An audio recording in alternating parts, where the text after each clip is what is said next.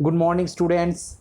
आज हम लोग डिस्कस करेंगे क्लास 8 के जियोग्राफी का जो पहला चैप्टर है ना, जिसका नाम है रिसोर्सेस। इस चैप्टर को लेकर हम लोग आज डिटेल्स में डिस्कस करेंगे। तो ये रिसोर्सेस क्या है? रिसोर्सेस का मतलब है साधन, ठीक है।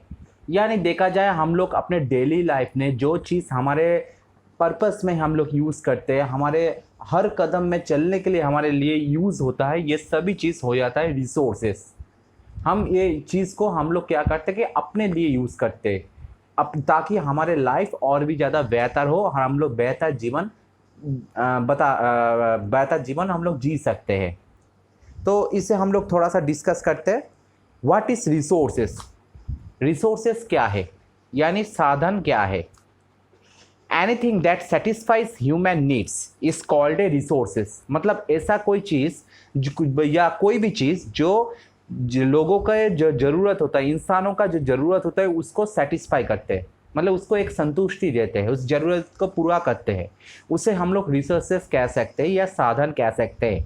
जैसे गिफ्ट ऑफ नेचर यानी प्रकृति से कोई गिफ्ट मिलना, such as air, soil, water, forest and minerals, जिसके अंदर हम लोग मान सकते हैं कि जैसे एयर, ठीक है, एयर मतलब जो वहाँ के जो हवा, सॉयल मिट्टी, वाटर पानी, फॉरेस्ट जो जंगल और मिनरल्स जो खनिज पदार्थ, ठीक है, ये सभी चीज़ को हम लोग क्या कर सकते हैं, ये सभी चीज़ जो नेचर से गिफ्ट एज ए गिफ्ट हिसाब से हम लोग मिलते हैं, ये सबको हम लोग रिसोर्सेस कह सकते हैं या साधन कह सकते हैं।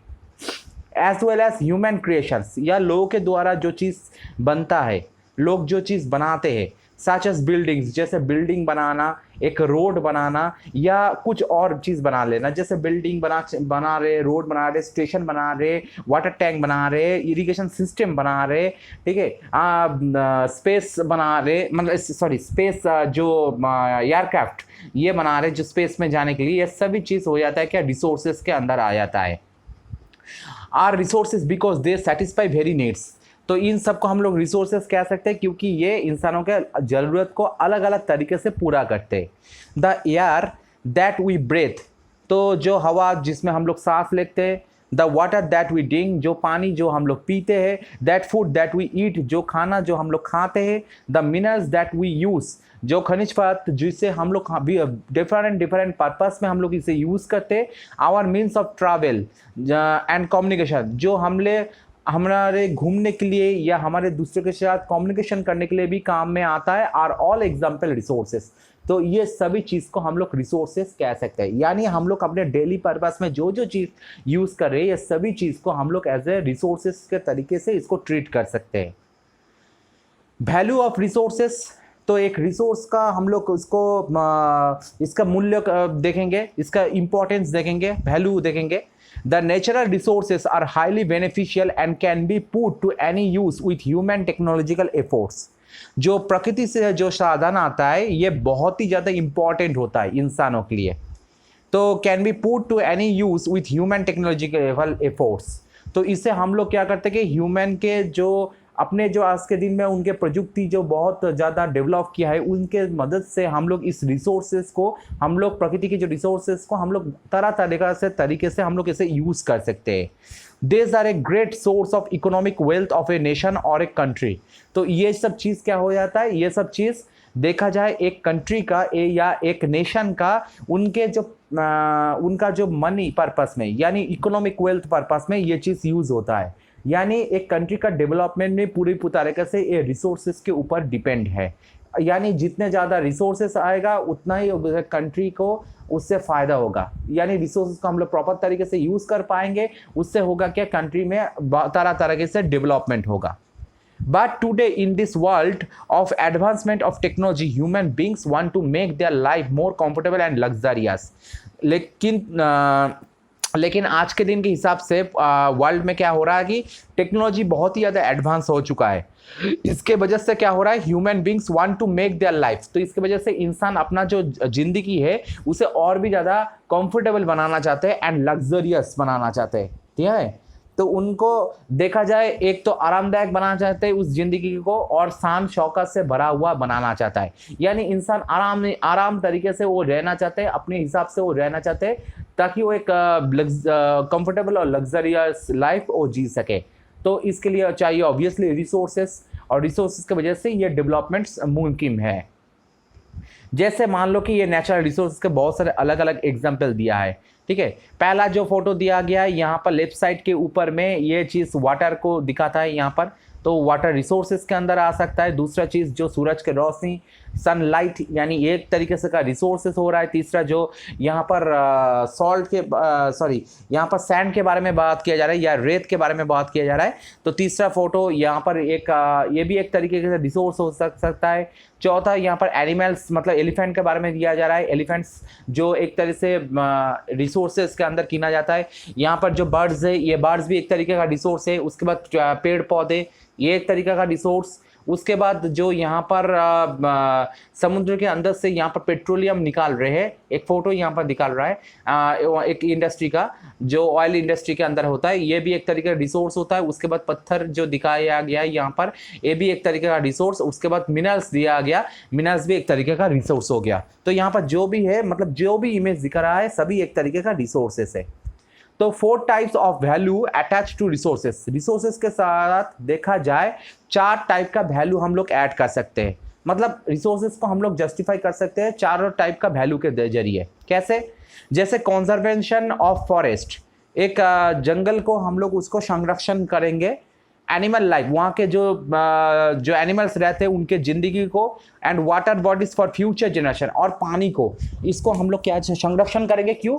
ताकि फ्यूचर जनरेशन के लिए, जिसको हम लोग हैड एथिकल वैल्यू, ताकि एक नैतिक दृष्टि से देखा जाए इसको हम लोग मतलब मूल्यांकन कर सकते हैं, ठीक है। वैल्यू माने मतलब उसका मूल्य हो गया, और एथिकल मतलब नैतिक। तो नैतिक दृष्टि से इसे मूल्य का दे सकते हैं हम लोग। इसका मतलब है कि हम लोग आज के जनरेशन में अगर रिसोर्सेज को हम लोग ज़्यादा से ज़्यादा यूज़ कर ले, तो फ्यूचर जनरेशन के लिए क्या बचेगा। मतलब हम आने वाले जो पुश्ते हैं, हमारे बेटे या बेटियाँ, जिसके बाद उसके ना पोता पोती, इन सब के लिए हम लोग क्या बचा कर रखेंगे। तो ये सब के लिए चाहिए हमें ये सोचना पड़ेगा कि उन लोग भी अर्थ में आना चाहते हैं, तो उन लोगों को भी लिए कुछ रखना पड़ेगा यहाँ पर। तो ये नैतिक दृष्टि से, मतलब हम लोग नैतिक दृष्टि से सोचते हैं, तो नैतिक दृष्टि से हम लोग एथिकल वैल्यू के हिसाब से हम लोग रिसोर्स को कंजर्वेशन करना चाहिए।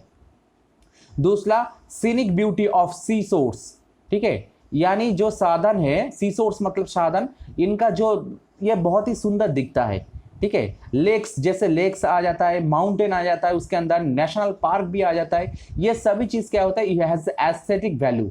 एस्थेटिक मतलब सौंदर्य बोध, ठीक है। यानी इसका नेचुरल ब्यूटी इसका बहुत ही ज़्यादा खूबसूरत है। मतलब आप लोग जाते हो माउंटेन में जाते हो, वहाँ पर जब सूर्योदय होता है तो देखकर तुम लोग बोलते हो वाओ ये क्या सीन है, ठीक है। तो ये मतलब पूरे ज़िंदगी में एक मेमोरेबल सीन बन जाता है। तो ये सभी एक रिसोर्सेज के अंदर काउंट हो जाता है।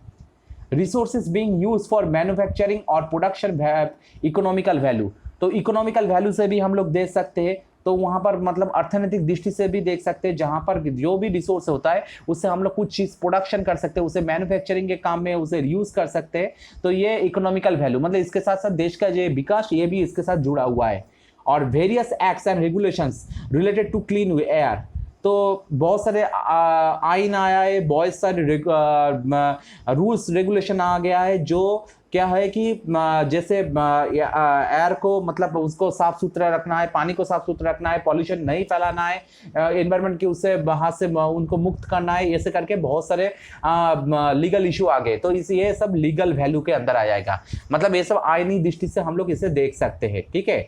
तो इसी तरह से देखा जाए रिसोर्सेस 4 तरीके का हो सकता है। रिसोर्सेस जो चारों तरीके के अंदर मतलब एक एथिकल वैल्यू के हिसाब से हम लोग देख सकते हैं, मतलब नैतिक दृष्टि से हम लोग देख सकते हैं। एक दूसरा जो है कि एस्थेटिक वैल्यू, मतलब वहाँ पर जो है हम लोग सौंदर्य बोध से दृष्टि से अभी हम लोग देख सकते हैं। तीसरा इकोनॉमिकल वैल्यू, मतलब अर्थनैतिक दृष्टि से भी हम लोग इसे देख सकते हैं। और चौथा जो है वो लीगल वैल्यू, मतलब उसके हम लोग जो है आईनी दृष्टि से हम लोग दे सकते हैं। तो इसे रिसोर्सेज को हम लोग चारों तरीके से हम लोग रिसोर्सेज को यूज़ कर सकते हैं। यहाँ पर चारों अलग अलग हम लोगों को वैल्यू यहाँ पर मिला है। उसके बाद क्लासिफिकेशन ऑफ रिसोर्सेज, नेक्स्ट जो स्लाइड में आ रहा है, इसका रिसोर्सेज को हम लोग उसको क्लासिफिकेशन करेंगे। देखा जाए कि रिसोर्स के जो क्लासिफिकेशन है ये तीनों टाइप का है। There are 3 types of resources, मतलब तीनों टाइप का रिसोर्स जो है, जो इसके अंदर पहला है नेचुरल रिसोर्सेस जो प्रकृति से मिलता है, दूसरा ह्यूमन रिसोर्सेस जो लोग, हम लोग जो इंसान है तो इंसानी एक टाइप का रिसोर्सेज के अंदर काउंट किया जा सकता है, और तीसरा ह्यूमन मेड रिसोर्सेज, मतलब लोगों के द्वारा जो चीज बनाया जाता है उसे भी हम लोग एक तरीके के रिसोर्स के हिसाब से हम लोग काउंट कर सकते हैं। तो ये तीनों टाइप का रिसोर्सेज आता है, एक प्रकृति से जो मिलता है रिसोर्सेज, दूसरा लोगों हम जो इंसान है एक भी एक टाइप का रिसोर्स, और तीसरा लोगों के द्वारा जो चीज बनाया जाता है ये एक तरीके का रिसोर्सेज है। तो टोटल 3 टाइप का रिसोर्सेज है। तो पहले natural resources, things which we are taken from nature are used without much change are called natural resources। मतलब प्रकृति से जो चीज तुम ले रहे हो उसे कोई भी चेंज नहीं कर रहे हो, उसे जैसे प्रकृति से मिल रहा है उसे उसी तरीके से तुम यूज कर रहे हो, तो इसे हम लोग नेचुरल रिसोर्सेज कह सकते हैं। जैसे एयर, ठीक है, हवा, वाटर, पानी, मिनरल्स, खनिज पदार्थ, रॉक्स जो पत्थर, ये सब चीज हो जाता है कि नेचुरल रिसोर्स का एग्जाम्पल होता है। मतलब हम लोग क्या करते हैं, इसे इसी तरह से यूज करते हैं, जैसे हवा से हमें ऑक्सीजन मिलता है, वाटर को पीने के लिए यूज करते हैं, मिनरल्स को हम लोग अपने डेवलपमेंट के, मतलब ये देश के विकास के लिए भी काम में लेकर आ सकते हैं। रॉक्स, पत्थर से भी बहुत सारे हम लोग क्या करते हैं, घर के निर्माण के लिए भी कभी कभी पत्थर को यूज करते हैं। तो इसी तरह से इसे नेचुरल रिसोर्स को हम लोग उसी तरह से उसी फॉर्मेशन में हम लोग इसे यूज करते हैं, ठीक है। जैसे यहाँ पर एक स्लाइड दिया गया है, यहाँ पर जैसे यहाँ पर हवा का दिया गया, सूरज की रोशनी का भी ऊपर यहाँ पर एक एग्जाम्पल दिया गया है ये स्लाइड में, तो ये भी एक तरीके का रिसोर्सेज का यहाँ पर एग्जाम्पल दिया जा रहा है। नेक्स्ट स्लाइड में classification on the basis of origin. अब रिसोर्सेज को हम लोग क्लासिफिकेशन करेंगे उसके ऑरिजिन के ऊपर बेस करके, मतलब एक रिसोर्स कैसे बनते हैं उसके ऊपर बेस करके हम लोग रिसोर्स को हम लोग 2 तरीके से हम लोग क्लासिफिकेशन कर सकते हैं, ठीक है। जैसे एक है बायोटिक रिसोर्सेस और दूसरा एबायोटिक रिसोर्सेस। ऑब्वियसली ये चीज मैं तुम लोगों को बताना चाहता हूं कि ये हम लोग जितने भी क्लासिफिकेशन कर रहे हैं ना, ये नेचुरल रिसोर्स का हम लोग क्लासिफिकेशन कर रहे हैं, ठीक है। जो मतलब प्रकृति से जो रिसोर्स मिलते हैं उसको ही हम लोग क्लासिफिकेशन कर रहे हैं। तो उसके अंदर हम लोग क्लासिफिकेशन कर रहे हैं, नेचुरल रिसोर्स को हम लोग 2 तरीके से डिवाइड कर सकते हैं, मतलब ऑरिजिन के बेस में हम लोग 2 तरीके में डिवाइड कर सकते हैं, बायोटिक रिसोर्सेज, दूसरे एबायोटिक रिसोर्सेज। बायोटिक रिसोर्सेज मतलब जो जैविक रिसोर्सेज, मतलब जैविक साधन, और दूसरा अच्छा अजैविक साधन, ठीक है, एबायोटिक रिसोर्सेज। तो जैविक साधन के अंदर क्या बोला जा रहा है, all the living things are included in the biotic resources, मतलब सभी जो जिंदा चीज है इस सब को हम लोग बायोटिक रिसोर्सेज मतलब जैविक साधन के अंदर मान सकते हैं। These are also called the organic और living resources। तो इसे हम लोग क्या भी बोल सकते हैं, इसे हम लोग ऑर्गेनिक रिसोर्सेज भी बोल सकते हैं, मतलब जैविक रिसोर्सेज बोल सकते हैं, या लिविंग यानी जो जिंदा है यानी जीवित साधन भी बोल सकते हैं। ऑल टाइप ऑफ प्लांट्स, जैसे प्लांट्स भी हो सकता है, मतलब पेड़ पौधे, एनिमल्स भी हो सकता है, और the example of biotic resources of the earth. तो ये अर्थ के बायोटिक रिसोर्स के अंदर काउंट किया जाता है। एबायोटिक रिसोर्स के अंदर अगर देखा जाए, मतलब अजैविक साधन होता है उसके अंदर देखा जाए, तो abiotic resources are non living livings. तो ये इनमें से ये रिसोर्स वो रिसोर्स हो जाता है जो नॉन लिविंग होता है, मतलब जो जिंदा नहीं है, ठीक है। This are also known as the inorganic and non living resources. तो इसे हम लोग क्या को बोल सकते हैं, इसे हम लोग ये बोल सकते हैं कि ये इनऑर्गेनिक है। मतलब ये देखा जाए कि जैसे ऑर्गेनिक मतलब जैविक होता है, तो इनऑर्गेनिक मतलब ये अजैविक हो सकता है, और नॉन लिविंग मतलब जो जीवित होता है, नॉन लिविंग मतलब ये जीवित नहीं है, ये मतलब ये किसी एंगल से जीवित नहीं है। तो ऐसे रिसोर्स के अंदर हम लोग इसे काउंट कर सकते हैं। जैसे मिट्टी अजैविक हो जाता है, मतलब ये तो इसके अंदर कोई प्राण नहीं है, तो मिट्टी को हम लोग अजैविक रिसोर्सेज भी बोल सकते हैं, मिनरल्स को भी बोल सकते हैं, या रॉक्स को भी बोल सकते हैं, ठीक है। तो ये सब हम लोग अर्थ के ये सब एबायोटिक रिसोर्स के अंदर काउंट किया जाता है। जैसे यहाँ पर एक स्लाइड का इमेज का स्लाइड दिया गया है, यहाँ पर लिविंग थिंग्स के अंदर जो लेफ्ट साइड में जो दिया गया है ये बायोटिक रिसोर्सेस है, जिसके अंदर प्लांट्स दिया गया है, एनिमल्स दिया गया, प्रोटिस्ट दिया गया। प्रोटिस्ट मतलब प्रोटोजोआ, जो माइक्रोस्कोप्स को लगाकर हम लोग देख सकते हैं, जो छोटे छोटे टाइप का होता है। उसके बाद फंगस और बैक्टीरिया, ये सब आ जाता है लिविंग थिंग्स के अंदर। नॉन लिविंग थिंग्स के अंदर भी देखो यहाँ पर water, soil, light, minerals, air, मतलब ये सब एबायोटिक रिसोर्सेज के अंदर आ जाता है, ठीक है। तो हम लोग इसी तरह से नेचुरल रिसोर्स को हम लोग 2 तरीके से मतलब ऑरिजिन के बेस में हम लोग 2 तरीके में डिवाइड कर सकते हैं, ठीक। एक ही तरीके से हम लोग देखा जाए कि नेचुरल रिसोर्सेज को ही हम लोग डिस्ट्रीब्यूशन कैसे करेंगे, उसके ऊपर बेस करके हम लोग क्लासिफिकेशन करेंगे, ठीक है। ये नेचुरल रिसोर्स को ही हम लोग डिस्ट्रीब्यूशन के बेस में हम लोग क्लासिफिकेशन करेंगे, और उसके चलते हम लोग उसे 2 तरीके से हम लोग डिवाइड कर सकते हैं, ठीक है। तो एक है बाइक्विटियस और दूसरा है लोकलाइज। ठीक है, तो पहला है यूबाइक्विटस, जो जिसका मतलब है देश व्यापी। ठीक है, यूबाइक्विटस। और दूसरा है लोकलाइज, जो स्थानीय। तो मतलब एक देशव्यापी फैलता है और दूसरा लोकलाइज होता है, मतलब छोटे एरिया में कवर करते हैं। तो इसका डिस्ट्रीब्यूशन के ऊपर बेस करके हम लोग डिवाइड किया है। तो यूबाइक्विटस का रिसोर्सेज जो क्या हो गया, जो देशव्यापी है, मतलब this resources are found everywhere on the earth. इसका मतलब है ये वाला रिसोर्स क्या होता है कि ये सभी जगह मिलता है, मतलब पूरे अर्थ में ये सही जगह सभी जगह मिलता है। जैसे हवा, एयर, सॉइल, मिट्टी, लैंड, जमीन, मतलब ये सभी जगह पाया जाता है। ये सिर्फ नहीं है कि हमारे घर के पास ही मिलता है, ये नहीं है, ये पूरे अर्थ में सही जगह सभी जगह में मिलता है। तो इसलिए ये देशव्यापी पूरा फैला हुआ है, तो इसलिए हम लोग इसे यूबाइक्विटस में से रिसोर्सेस कह सकते हैं। और इसके ऑल्टरनेट क्या है, लोकलाइज्ड। लोकलाइज जो शुद्ध जो सिर्फ यहाँ पर ही मिल जाता है, मतलब अपने एरिया में, अपने एरिया के आसपास में मिल जाता है। जैसे there are resources which are found only in certain place, मतलब ये रिसोर्सेस जो देखा जाए एक छोटे से एरिया के अंदर ही कवर करते हैं, वहीं पर पाए जाते हैं, दूसरे कहीं पर पाए नहीं जाते। Are as known as localise resources, जो इसको हम लोग स्थानीय रिसोर्सेस भी कह सकते हैं। जैसे कॉपर, ठीक है, मतलब तांबा, या आयरन, लोहा, आयरन ओर, या वाटर, मतलब वाटर सभी जगह नहीं मिलता, मतलब जैसे डेजर्ट एरिया में वाटर मिलना मुश्किल हो जाता है, तो इसलिए हम लोग ये वाटर को भी हम लोग लोकलाइज रिसोर्सेज के अंदर काउंट कर सकते हैं। ठीक है, तो इसी तरह से हम लोग कुछ रिसोर्सेज हो जो छोटे से एरिया के अंदर कवर करते हैं, और कुछ रिसोर्सेज जो सभी जगह पाए जाते हैं। तो डिस्ट्रीब्यूशन के चलते हम लोग नेचुरल रिसोर्स को भी हम लोग दो तरीके से डिवाइड किया गया है। ठीक है, ये से और एक एग्जांपल यहाँ पर दिया गया है कि जैसे यहाँ पर यूबाइक्विटस रिसोर्सेज को यहाँ पर फोटो के जरिए दिया गया है, या लाइट वाटर। तो यहाँ पर जो दिया गया है कि यहाँ पर वाटर का एग्जांपल दिया गया। उसके बाद लोकलाइज्ड रिसोर्सेज के अंदर भी यहाँ पर देखा गया कि जैसे copper, iron ore, thermal power plant. ठीक है, ऐसे करके यहाँ पर एग्जाम्पल दिया गया है। यहाँ पर तो ये लोकलाइज्ड रिसोर्स के अंदर दिया गया। जैसे यहाँ पर राइट साइड में जो फोटो है, ये फोटो एक मिनरल्स का दर्शाता है। तो ये इसी तरह से हम लोग लोकलाइज्ड रिसोर्सेज को हम लोग बारे में यहाँ पर हम लोग क्लियर कर सकते हैं कि ये लोकल रिसोर्स के अंदर आ सकता है, जैसे मिनरल्स। ठीक है, अब उसके बाद classification on the basis of renewability. Renewability का मतलब क्या होता है, जैसे नवीनीकरण। ठीक है, मतलब हम लोग उसे दोबारा हम लोग यूज कर सकते हैं। नवीनीकरण मतलब जो एक बार यूज करने के बाद हम लोग उसे दोबारा हम लोग यूज कर सकते हैं। ठीक है, तो इसे रिन्यूएबिलिटी कह सकते हैं। जैसे हम लोग देखा जाए, अभी तक हमने क्या किया, वैसे पहले रिसोर्सेज को हम लोग तीन तरीके से डिवाइड किया, एक नेचुरल रिसोर्सेज, दूसरा ह्यूमन रिसोर्सेज और तीसरा ह्यूमन मेड रिसोर्सेज। अब नेचुरल रिसोर्सेज को भी हम लोग अलग अलग तरीके से डिवाइड किया। जैसे नेचुरल रिसोर्सेज को हम लोग ओरिजिन के बेस में हम लोग उसे डिवाइड किया, डिस्ट्रीब्यूशन के बेस में हम लोग उसे डिवाइड किया। ओरिजिन के बेस में दो तरीके से डिवाइड किया, डिस्ट्रीब्यूशन के बेस में भी हम लोग दो तरीके से डिवाइड किया। अब क्या है, रिन्यूएबिलिटी के बेस में हम लोग उसे दो तरीके में डिवाइड कर सकते हैं। एक रिन्यूएबिलिटी और इनएग्जॉस्टिबिलिटी रिसोर्सेस, और दूसरा है नॉन रिन्यूएबल और एग्जॉस्टिबल रिसोर्सेस। ठीक है, तो पहला है कि रिन्यूएबिलिटी और इनएग्जॉस्टिबल रिसोर्सेस। रिन्यूएबिलिटी मतलब नवीनीकरण हो गया, और इनएग्जॉस्टिबल मतलब जो अटूट होता है। ठीक है, तो मतलब जो नवीनीकरण या अटूट जो चीज होता है, वो साधन क्या है, the resources that can renewed, मतलब ऐसा रिसोर्सेज जिससे हम लोग नवीनीकरण कर सकते हैं और रिप्लेनिश्ड।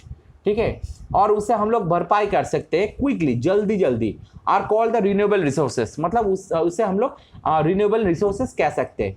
जैसे दिस रिसोर्सेस आर अनलिमिटेड, मतलब ये सब रिसोर्सेस अनलिमिटेड होता है। जैसे solar energy, water energy, wind energy. मतलब जैसे मान लो कि हम लोग सूरज की रोशनी, हम लोग हमारे आज से सूरज की रोशनी से क्या होता है कि हम लोग कोई भी टॉर्च लाइट भी हम लोग चार्ज कर सकते हैं। घर के ऊपर एंटेना लगा रहता है, वहां से हम लोग चार्ज करते हैं। ठीक है, तो हम लोग क्या कर रहे हैं, सूरज की रोशनी आ रही है, वहां से कुछ रोशनी हम लोग ले लिया, उससे हम लोग क्या कर रहे हैं, हम लोग हमारे जो चीज चार्ज करना है हम लोग चार्ज कर लेते हैं। लेकिन बात है कि उससे सूरज की रोशनी थोड़ी खत्म हो जाता है, वो जगह को जल्दी भरपाई कर लेते हैं दूसरे सूरज की रोशनी। ठीक है, ऐसे ही देखा जाए कि हम लोग जैसे हवा का हम लोग सांस ले रहे, तो हवा थोड़ी खत्म हो रहा है, हवा वहां पर है, दूसरी जगह से हवा आकर वो जगह कैप्चर कर लेते हैं, तो ये जल्दी कैप्चर कर लेते हैं। तो यानी ये अटूट रहते हैं, कभी खत्म नहीं होता। ये नवीनीकरण क्या कर सकते हैं हम लोग, इसे दोबारा यूज भी कर सकते हैं हम लोग, मतलब एक बार यूज करने के बाद ये खत्म नहीं होता, इसे हम लोग दोबारा भी यूज कर सकते हैं। तो इसे रिन्यूएबिलिटी और इनएग्जिस्टिबल रिसोर्सेस कह सकते हैं हम लोग। ठीक है, और नॉन रिन्यूएबल जो नवीनीकरण नहीं होता। ठीक है, और एग्जॉस्टिबल जो मतलब जो अटूट नहीं है।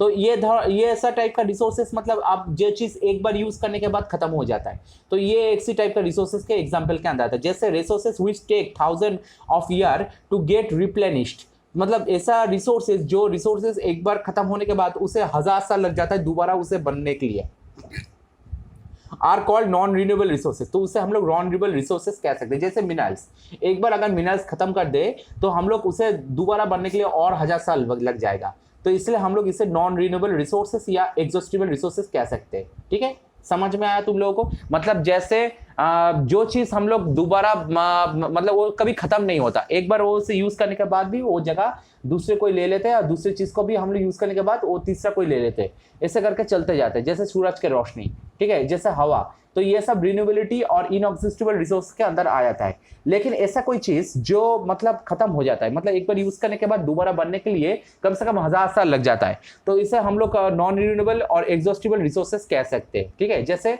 मिनरल्स, यहाँ पर जैसे देखो renewable and non renewable energy resources, ठीक है, जैसे यहाँ पर दिया गया है रिन्यूएबल रिसोर्स के अंदर सोलर एनर्जी, वाटर, विंड, मतलब ये सब कभी खत्म नहीं होता, एक बार तुमने यूज करने के बाद दोबारा तुम इसे यूज कर सकते हो। लेकिन देखो नॉन रिन्यूएबल रिसोर्स के अंदर क्या दिया गया है, फॉस्फेट, ऑयल, लाइमस्टोन, मतलब ये सभी मिनरल्स के अंदर काउंट किया जाता है। मतलब एक बार ये खत्म हो जाए तो दोबारा बनने के लिए कम से कम 1000 साल लग जाएगा, तो ये नॉन रिन्यूएबल रिसोर्स के अंदर आ जाता है। ठीक है, अब नेक्स्ट स्लाइड में अभी तक हम लोग क्या देखा कि नेचुरल रिसोर्स को ही हम लोग क्लासिफिकेशन कर ले अलग अलग तरीके से। ठीक उसी तरह से देखा जाए कि इसे हम लोग कैसे डेवलप करें। ठीक है, मतलब classification on the basis of the level of development, मतलब डेवलपमेंट के लेवल के ऊपर डिपेंड करके हम लोग रिसोर्स, नेचुरल रिसोर्स को क्लासिफिकेशन करेंगे। तो ये दो टाइप का है, एक पोटेंशियल रिसोर्सेस और दूसरे एक्चुअल रिसोर्सेस। पोटेंशियल मतलब जो क्या, पोटेंशियल का मतलब क्या होता है, ये पोटेंशियल का मतलब जो क्षमता होता है, और एक्चुअल होता है जो वास्तविक होता है। ठीक है, यानी जो क्षमता साधन, मतलब potential resources, there are certain resources are not being used presently, कुछ ऐसा रिसोर्सेज है जो आज के दिन में इनका अस्तित्व नहीं है। Nor much is known about them as yet, ठीक है, nor much is known about them as yet, या जल्दी ऐसा टाइम आएगा जब इसका अस्तित्व नहीं रहेगा।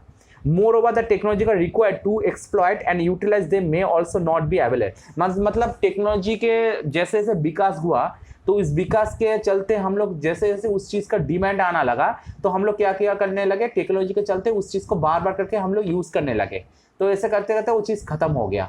ठीक है, तो इसे हम लोग क्या सकते हैं, पोटेंशियल रिसोर्सेज कह सकते हैं ये ऐसे रिसोर्सेज को। एक्चुअल रिसोर्सेज क्या है, These resources which are actually in use or already being utilized by humans are called actual resources। मतलब ऐसा resources जो resources को हम लोग जिसे हम लोग यूज़ कर रहे हैं और लोगों के लिए यूज़ किया जा रहा है, और इसे हम लोग प्रॉपर तरीके से यूज़ कर सकते हैं। जैसे energy resources such as coal, petroleum, uranium. ठीक है, तो एनर्जी रिसोर्सेज उसके अंदर आया था, जैसे कोल, पेट्रोलियम या यूरेनियम से जो एनर्जी निकलता है उसे हम लोग एक्चुअल रिसोर्सेज के अंदर हम लोग काउंट कर सकते हैं। जैसे एग्जांपल देते हो, river Sutlej has been tapped power project, तो रिवर सतलेज के ऊपर वहां पर पावर प्रोजेक्ट जो बना था have been set up on it and electricity is been generated, मतलब वहां से वाटर इलेक्ट्रिसिटी सप्लाई होता था। This has become a development resource, developed resources. तो ये एक्चुअल रिसोर्स के अंदर काम किया करते हैं। एक्चुअल रिसोर्स के अंदर एग्जाम्पल हिसाब से हम लोग दे सकते हैं। ठीक है, तो यहाँ पर बेसिकली यहाँ पर देखा जाए कि पोटेंशियल रिसोर्सेज वही रिसोर्सेज है जिससे हम लोग इंसान के लिए उसे यूज़ करते करते वो ख़त्म हो चुका है। ठीक है, उसे हम लोग दोबारा मिलने में बहुत टाइम लग जाएगा। जैसे कोल से कुछ चीज़ बनता है, पेट्रोलियम से कुछ चीज़ बनता है, ये सब हो जाता है कि पोटेंशियल रिसोर्सेज के अंदर काउंट किया जाता है। एक्चुअल रिसोर्सेज जो कभी ख़त्म नहीं होता, जिससे हम लोग देखा जाए उससे हम लोग कुछ चीज़ प्रोडक्शन करने के बाद भी उसे हम लोग क्या कर सकते हैं, दोबारा उससे प्रोडक्शन कर सकते हैं। जैसे हम लोग वाटर इलेक्ट्रिसिटी प्रोडक्ट बनाते हैं, हम लोग कैसे, रिवर के जरिए हम लोग बनाते हैं। ठीक है, तो ये हो जाता है कि एक्चुअल रिसोर्स के अंदर आ जाता है, तो ये कभी खत्म नहीं होता, क्योंकि वाटर सप्लाई कभी बंद नहीं होता, तो ये खत्म नहीं होता। ठीक है, जैसे यहाँ पर एग्जांपल दिया है कि ऑयल, कोल, ये सब आ जाता है कि पोटेंशियल रिसोर्स के अंदर, यहाँ पर पेट्रोलियम आ जाएगा एक्चुअल रिसोर्सेज के अंदर। तो यहाँ तक अगर देखा जाए यहाँ पर, तो हम लोग स्पेशली जो चीज़ हम लोग यहाँ पर देखा है कि रिसोर्सेज को हम लोग अलग अलग तरीके से हम लोग क्लासिफिकेशन किया है। स्पेशली रिसोर्सेज को हम लोग 3 तरीके से हम लोग उसे पार्ट में डिवाइड किया, एक नेचुरल रिसोर्सेज, दूसरा ह्यूमन रिसोर्सेज और तीसरा ह्यूमन मेड रिसोर्सेज। अब नेचुरल रिसोर्सेज को ही हम लोग क्या किया, 4 अलग अलग तरीके से हम लोग नेचुरल रिसोर्सेज को हम लोग डिवाइड किया है, ठीक है। जैसे मान लो कि नेचुरल रिसोर्स को हम लोग डिवाइड कर रहे हैं ऑरिजिन के बेस में। ऑरिजिन के बेस में हम लोग इसे 2 तरीके से डिवाइड किया है, एक बायोटिक रिसोर्सेस और दूसरा एबायोटिक रिसोर्सेस, ठीक है। अब बात है कि डिस्ट्रीब्यूशन के चलते नेचुरल रिसोर्स के हम लोग 2 तरीके से बांटा है, एक यूबाइक्विटियस रिसोर्सेस और दूसरा लोकलाइज्ड रिसोर्सेस।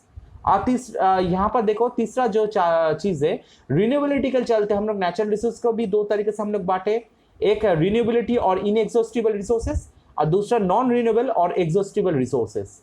और चौथा देखो यहाँ पर नेचुरल रिसोर्सेज को हम लोग द लेवल ऑफ डेवलपमेंट के ऊपर बेस करके इसके भी 2 तरीके में हम लोग बांटे, एक पोटेंशियल रिसोर्सेज उसके बाद एक्चुअल रिसोर्सेज। तो यहाँ पर जाकर नेचुरल रिसोर्सेज खत्म होता है। अब जो चीज है कि ह्यूमन रिसोर्सेज यानी इंसान, स्पेशली बोला जाए तो people who are useful to the society are called human resource. मतलब इंसान जो सोसाइटी के लिए इंपॉर्टेंट होता है, जो सोसाइटी के हर एक काम में आता है, उसे ह्यूमन रिसोर्सेज के अंदर काउंट किया जाएगा। What sorts of people are useful to others, मतलब कौन से टाइप का पीपल, लोग जो दूसरे के लिए इंपॉर्टेंट होता है। The people who are healthy, मतलब जो जिसका स्वास्थ्य अच्छा है, जिसका बॉडी कंडीशन अच्छा है, जो एडुकेटेड है, जो स्किल्ड है, मतलब उसका हर एक तरीके का काम आता है, and have right moral values, जिससे नैतिक वैल्यू बहुत ही अच्छा होता है। नैतिक वैल्यू मतलब जहाँ पर मतलब है कि नैतिक दृष्टि से कौन कौन चीज से देखा होता है, जैसे चोरी ना करना, सच में सच्चाई के रास्ते में चलना, ये सब नैतिक दृष्टि से देखा जाता है, ठीक है। तो मोरालिटी के दृष्टि से देखा जाता है। तो ये अच्छा हो जिसका मतलब अच्छा संस्कार मिला है अपने माँ बाप से, और यूजफुल टू द सोसाइटी, जो सोसाइटी के लिए काम में आता है। In fact human resources is the most important resources. तो इसे इस तरीके से देखा जाए, इसे हम लोग ह्यूमन रिसोर्स के अंदर काउंट कर सकते हैं। और आज के दिन के हिसाब से देखा जाए, ह्यूमन रिसोर्सेज जो पूरे दुनिया में देखा जाए सबसे इंपॉर्टेंट रिसोर्स के अंदर आ जाता है, यानी इंसान सबसे इंपॉर्टेंट रिसोर्स के अंदर आता है। क्यों? क्योंकि ह्यूमन ही डिसाइड करते हैं कि नेचुरल रिसोर्स को कैसे यूज करेंगे, ह्यूमन ही डिसाइड करते हैं कि ह्यूमन मेड रिसोर्स को कैसे यूज करेंगे, यानी इंसान पहले आता है, ठीक है। और ऑब्वियसली इंसान अगर पहले आ जाए तो उनके जो कैरेक्टरिस्टिक्स है वो कैरेक्टरिस्टिक उससे पहले आ जाएगा। तो इसलिए क्या होता है कि जो अच्छे कैरेक्टरिस्टिक वाला लोग का डिमांड हमेशा रहता है, ठीक है। इसलिए ह्यूमन रिसोर्सेस बहुत ही ज्यादा इंपॉर्टेंट हो जाता है। नेक्स्ट, ह्यूमन मेड रिसोर्सेस, इंसानों के द्वारा बनाया गया रिसोर्सेस। जैसे there are basically the aids of production which have been created by human to utilize the physical materials of the environment। यानी ये बेसिकली वही चीज बोला जा रहा है कि जो प्रोडक्शन हो रहा है यानी इंसानों के द्वारा बनाया जा रहा है ताकि लोग उसे यूज कर सकते हैं, ठीक है। जैसे एनवायरनमेंट से कुछ चीज मिल रहा है, उसे मॉडिफाई करके उसे हम लोग क्या कर रहे हैं, उसे हम लोग दूसरा कोई चीज बना रहे। टेक्नोलॉजी या capital, building, agriculture, land, manufacture, goods, अलग अलग फील्ड में हम लोग उसे यूज कर सकते हैं। तो ये सब हो जाता है ह्यूमन मेड रिसोर्सेस। जैसे मान लो कि हम लोग एक ब्रिज बना लिया, ठीक है। अब रिवर के ऊपर हम लोग ब्रिज बना रहे, यानी हम लोगों को एक किनारे से दूसरे किनारे जाना बहुत ही आसानी हो गया। तो ये आ जाएगा ह्यूमन मेड रिसोर्सेस के अंदर काउंट किया जाएगा, ठीक है। जैसे यहाँ पर बहुत सारे अलग अलग एग्जाम्पल दिए, फोटो से पता चल रहा है, जैसे मनी, ठीक है, इलेक्ट्रिसिटी, ट्रेन, ब्रिज, यहाँ पर musical instrument, bike, computer, clothes, उसके बाद जैसे electronics gadgets, ship, car, building, flight या चेयर टेबल, जो डाइनिंग टेबल यहाँ पर बोला, ऊपर से सब आखिर में फिर से मानी। तो ये सब आ जाता है ह्यूमन मेड रिसोर्सेज के अंदर काउंट किया जाता है। मतलब मानी को यहाँ पर दोबारा क्यों दिया गया, क्योंकि मानी सबसे इंपॉर्टेंट होता है, जिसके पास मानी होता है वो सभी चीज़ को यूज कर सकते हैं, जो भी हो। तो ये सभी चीज ह्यूमन मेड रिसोर्सेज के अंदर काउंट किया जाएगा, ठीक है। अब बात है कि रिसोर्सेज का जो क्लासिफिकेशन यहाँ पर खत्म हो जा रहा है, लेकिन साधन ऐसा एक चीज है कि ये अगर जितना यूज करो उतना कम पड़ जाता है, ठीक है। तो फ्यूचर जनरेशन के लिए हम लोग क्या बचाएंगे, तो इसलिए हमें क्या करना है, उसे कॉन्जर्वेशन करना है, मतलब उसे संरक्षण करना है। क्या चीज है, nothing in this universe is in unlimited supply. तो यूनिवर्स में कोई भी चीज नहीं है जो अनलिमिटेड तरीके से आता है, जैसे डाटा पैकेज भी अनलिमिटेड नहीं है, ठीक है, ये भी लिमिटेड है। तो हम लोग क्या करेंगे, तुम लोग अगर सुबह से डाटा में घुसे रहो और डाटा को प्रॉपर तरीके से यूज करते रहो तो क्या होगा, दोपहर के टाइम के अंदर ही डाटा खत्म हो जाएगा, यानी जरूरत के टाइम में देखा जाएगा कि तुम्हारे पास डाटा नहीं है। तो इसे करके क्या बोला जा रहा है कि यहाँ पर उसे लिमिटेड वे में यूज करो ताकि उसे प्रॉपर तरीके टाइम में उसे तुम लोग यूटिलाइज कर सको, ठीक है। And there is no limit to the human needs, इंसानों का जरूरत कम नहीं होता। ये तो हमेशा बात है कि जैसे मान लो कि ये तुम्हारे अभी मैंने डाटा का एग्जांपल दिया है, ठीक है, इंटरनेट के जो डाटा है ये तुम्हें जितना दिया जाएगा उतना ही कम लगता है कि उतना ही कम है, ठीक है। अगर 1.5 GB डाटा से कम नहीं मिलता तो तुम्हें लगेगा कि मुझे और 1.5 GB मिले, यानी 3 GB मिल जाए। 3 GB मिले तो तुम्हें बोलेगा कि तुम्हें लगता है कि 6 GB मिल जाए, तो यानी जितना मिलेगा तुम्हें उतना ही कम है। तो ऐसे करते करते क्या होता है कि हमेशा इंसान का जरूरत कभी खत्म नहीं होता, इसलिए रिसोर्सेस को हमेशा क्या है कि हमें प्रेजेंट के दुनिया के हिसाब से या हमारे रियलिस्टिक दुनिया के हिसाब से हमें उसे प्रॉपर तरीके से उसे यूज़ करना चाहिए। We are exploiting a particular resources, हम लोग एक पर्टिकुलर रिसोर्स को क्या करते हैं, हम लोग शोषण करते हैं। It become our duty to conserve that resource, तो हमारा ये कर्तव्य होता है कि उस रिसोर्स को हम लोग कॉन्जर्वेशन करें, शोषण ना करें, मतलब उसे हम लोग यूज़ कर रहे हैं अपने पर्पस में लेकिन लिमिटेड वे में। ऐसा नहीं कि हम लोग अनलिमिटेड वे में खत्म करें। जैसे पानी, अब कोई इंसान ऐसा होता है कि जब बाथरूम में जाता है तो पानी का नल खुला रखता है और पानी वहां से गिरता ही जाता है, ठीक है, बाथरूम के बाहर निकलने के बाद भी पानी का नल बंद नहीं करता। तो इससे क्या होता है, जो वाटर रिसोर्स है ये वेस्ट मटेरियल में तब्दील हो जा रहा है, ठीक है, वो कोई काम में नहीं आएगा। तो इसी तरह से क्या करना है, हमें जमीन के अंदर वाटर बहुत लिमिटेड है, तो इसलिए हम लोग क्या होना है, वाटर रिसोर्स को भी हम लोग सेव करना है। तो ये एग्जाम्पल यहाँ पर मैंने दिया है। This applies more for non renewable resources, तो यहाँ से क्या होता है कि ये नॉन रिन्यूएबल रिसोर्सेज के कैटेगरी में आ जाएगा। This using resources carefully so as to giving them gap to get renewed is called, ताकि हम लोग क्या करें, नॉन रिन्यूएबल रिसोर्सेज जिसे हम लोग दोबारा यूज नहीं कर सकते, ठीक है, रिन्यूएबल तो जो होता है नवीनीकरण, मतलब उसे दोबारा यूज कर सकते हैं। तो अगर हम लोग वाटर को इसी तरह से वेस्ट करें तो ये नॉन रिन्यूएबल रिसोर्सेज के अंदर काउंट किया जाएगा, ठीक है, मतलब उसे हम दोबारा यूज नहीं कर सकते। तो इसलिए क्या करना है, हमें उसे रिन्यूएबल रिसोर्सेज बनाए ताकि उसे हम लोग दोबारा यूज कर सके। तो इसी तरह से हम लोग रिसोर्स को हम लोग संरक्षण कर सकते हैं, ठीक है। नेक्स्ट, जैसे यहाँ पर देखो बायो टॉयलेट के बारे में भी बोला जा रहा है, रिसाइकल बिन्स के बारे में भी बोला जा रहा है, ठीक है। तो इसी तरह से हम लोग रिसोर्स को हम लोग कंजर्वेशन कर सकते हैं। और उसके बाद सस्टेनेबल डेवलपमेंट, ये भी एक इंपॉर्टेंट चीज हो जाता है कि आज के दिन के हिसाब से कंजर्वेशन ऑफ रिसोर्सेज के लिए सस्टेनेबल डेवलपमेंट बहुत ही इंपॉर्टेंट है। एक्चुअली ये चीज है क्या चीज, सस्टेनेबल मतलब सतत, ठीक है, सतत विकास।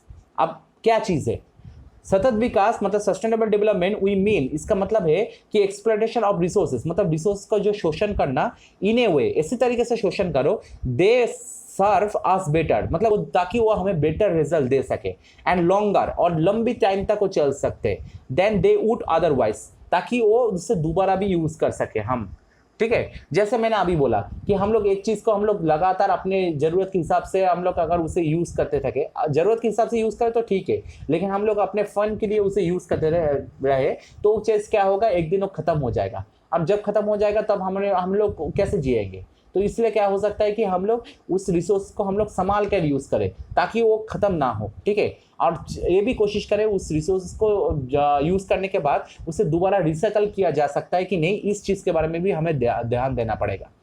Sustainable development not only AIIMS, मतलब इस सतत विकास का सिर्फ ये लक्ष्य नहीं है कि at meeting the present requirements, मतलब आज के दिन के जो लोगों का जो रिक्वायरमेंट फुलफिल करना, but also take care of future nation, मतलब इसका ये भी लक्ष्य है कि आने वाले जो लोग हैं ना उनका भी जो उनका जो सोच है, मतलब उनका भी जो जरूरत है उस जरूरत को पूरा करना। जैसे quality of human life should be improve, मतलब लोगों के जो अपने जिंदगी जीने का जो तरीका है वो भी बहुत इम्प्रूव करना। Respect and care should be given to all forms of life, तो सम्मान करना, केयर करना जो इंसान की जो जिंदगी है उसको या उसके जिंदगी के अलग अलग पहलू को। Diversity of the art should be conserved, तो आर्ट के जो अलग अलग जो डाइवर्सिटी है वहाँ पर बहुत ज़्यादा जो डिफरेंट टाइप का लोग जो रहते हैं, जो तुम लोग क्लास 6 में पढ़े हो डाइवर्सिटी क्या चीज़ है, तो शुड बी कंजर्व। तो इससे क्या करना है, अलग अलग पहलू को रखना है, हम लोग उसे किसी को मिटाना नहीं है। क्योंकि आज देखो आज के दिन में भी ऐसे बहुत सारे एनिमल्स और बर्ड्स है जो अभी लगभग वो खत्म होने वाला है, ये खत्म हो चुका है, ठीक है। तो अगर इंसान अभी कोई कदम ना रहे तो क्या होगा, बहुत जल्दी आएगा, ऐसा टाइम आएगा जो वो खत्म ही हो जाएगा। जैसे पोलर बेयर ये नॉर्थ पोल के करीब रहता है, लेकिन जैसे जैसे बहुत तेजी से बर्फ पिघलता जा रहा है, जैसे ग्लोबलाइजेशन हो रहा है, ग्लोबलाइजेशन के चलते बर्फ को पिघलते जा रहा है, तो पोलर बेयर तो उस वहां के सिवा और किसी जगह में रह नहीं सकता। तो अगर बर्फ पूरा पिघल गए नॉर्थ पोल में, तो वहां पर पोलर बेयर क्या होगा, अब वो खत्म होने लगेंगे।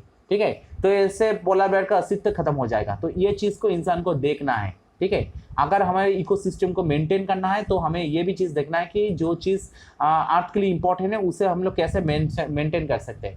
तो इसे भी कंजर्वेशन करना है, ये डाइवर्सिटी को।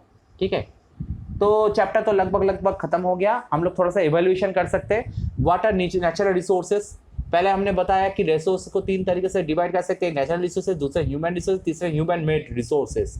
पहला क्वेश्चन जो यहाँ पर बोला गया, what are natural resources. Natural resource जो प्रकृति से जो मिलता है वो नेचुरल रिसोर्स के अंदर काउंट किया जाता है, जैसे एयर, वाटर, लैंड, सॉइल, ये सब नेचुरल रिसोर्स के अंदर आ जाता है। तीसरा क्वेश्चन आया कि व्हाट आर ह्यूमन रिसोर्सेज। जो इंसान है यही ह्यूमन रिसोर्सेज है। ठीक है, और जो इंसान दूसरे के इंसान के काम में आता है तो वो इंसान दूसरे इंसान का ह्यूमन रिसोर्स के हिसाब से काउंट किया जाएगा। और चौथा क्वेश्चन है, what do you know about human made resources. मतलब लोगों के द्वारा जो चीज बनाया जाता है ये हो जाता है ह्यूमन मेड रिसोर्सेज। जैसे बिल्डिंग बना लिया किसी ने ब्रिज बना लिया, किसी ने ऑफिस बना लिया, किसी ने रेल लाइन बना लिया। ठीक है, ये सभी ह्यूमन मेड रिसोर्सेज के अंदर काउंट किया जाएगा। और सेकंड वाला क्वेश्चन है कि what do you mean by conservation of resources. मतलब रिसोर्स का संरक्षण के बारे में भी बोला जा रहा है, यानी रिसोर्स को हम लोग कैसे संरक्षण कर सकते हैं। ठीक है, या रिसोर्स का संरक्षण क्या चीज है। यहाँ पर है कि रिसोर्स जैसे धीरे धीरे खत्म हो रहा है, उसे ज्यादा तरीके से अगर यूज करने के लिए जाए तो ये जल्दी खत्म हो जाएगा। तो हमें क्या करना पड़ेगा, हमें हमेशा रिसोर्स को बहुत सावधानी से यूज करना पड़ेगा, ताकि फ्यूचर जनरेशन के लिए उसे यूज किया जाए प्रॉपर तरीके से। और ऊपर से फ्यूचर जनरेशन के लिए उसे सेव किया जाए प्रॉपर तरीके से। और उसे आज के दिन के हिसाब से जो चीज हम लोग यूज करें उसे रिसाइकल भी हम लोग कर पाए, तो इस चीज के ऊपर ध्यान देना है। तो इस तरह से हम लोग कंजर्वेशन कर सकते हैं। ये हो जा रहा है कंजर्वेशन ऑफ रिसोर्सेस। तो एवोल्यूशन खत्म, और ये चैप्टर यहीं पर खत्म हो रहा है। ठीक है, तो रिसोर्सेस चैप्टर जो है क्लास 8 के जियोग्राफी का जो पहला चैप्टर यहाँ पर खत्म हो रहा है। हम लोग इसके बाद जो नेक्स्ट चैप्टर के ऊपर जो वीडियो बनाएंगे वो जियोग्राफी का ही सेकंड चैप्टर होगा, जो लैंड, सॉइल, वाटर, ऐसे अलग अलग जो रिसोर्सेस के ऊपर जो सेकंड चैप्टर है उसके ऊपर मैं वीडियो बनाऊंगा उसके ऊपर। तो मिलते हैं नेक्स्ट वीडियो में, तब तक के लिए बाय बाय।